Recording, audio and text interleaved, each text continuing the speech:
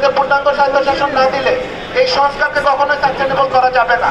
দেশের সশস্ত্র বাহিনী যেভাবে কাজ করে যায় সেভাবে একটি দেশে আর্থিক খাতের স্বায়ত্তশাসন, আর্থিক খাতকে সার্বভৌমত্ব রক্ষা করার জন্য সেন্ট্রাল ব্যাংক নিরলসভাবে পরিশ্রম করে যাচ্ছে। সেন্ট্রাল ব্যাংকের কর্মকর্তা কর্মচারীবৃন্দ অত্যন্ত চৌকস এবং সততার সাথে কাজ করে যাচ্ছে, কিন্তু আমরা লক্ষ্য করেছি এক্সট্রিম মশার কয়েল প্ল্যান্ট ফাইবার দিয়ে তৈরি, তাই সহজে ভাঙে না, সুগন্ধিযুক্ত ও নিরবিচ্ছিন্নভাবে জ্বলে। ডেঙ্গু, চিকুনগুনিয়া বাহি সহ যে কোনো মশার বিরুদ্ধে দেয় এক্সট্রিম সুরক্ষা।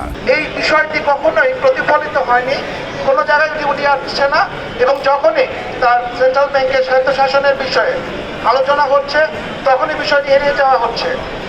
একটি গুরুত্বপূর্ণ প্রতিষ্ঠান হচ্ছে এই দেশের এই মুহূর্তে আমাদের আর্থিক কাজ সংস্কারের যে কার্যক্রম চলছে, সেই জন্য আমাদেরকে পূর্ণাঙ্গ স্বায়ত্তশাসন না দিলে এই সংস্কারকে কখনোই সাস্টেনেবল করা যাবে না। মনিটারি অথরিটি, একমাত্র মনিটারি অথরিটি হচ্ছে বাংলাদেশ ব্যাংক।